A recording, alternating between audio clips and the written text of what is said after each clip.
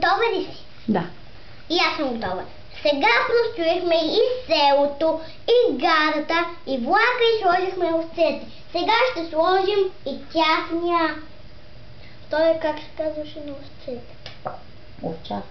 И сега ще сложим овчара и всички бодове.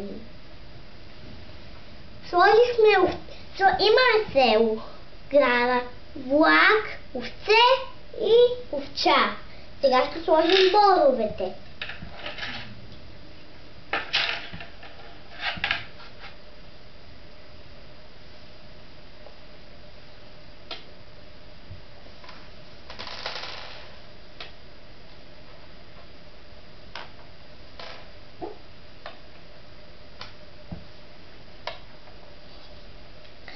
Сега имаме село, гара, влак, овце, овчар и бодове. Сега ще сложим хората на влака.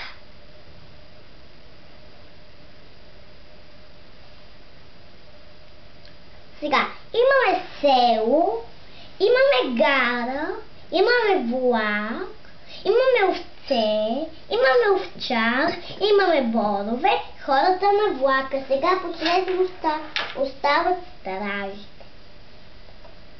Тук пазят поред.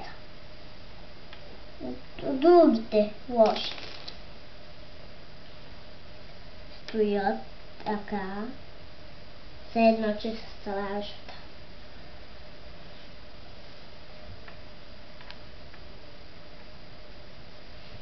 И сега имаме и село, и гара, и влак, и овце, и овчар, и бодове, и хората на влака, и стражите. И приказката свършва. Това ли бе? Колко дълга приказка? Не да благодаря ти, че ни я разказа.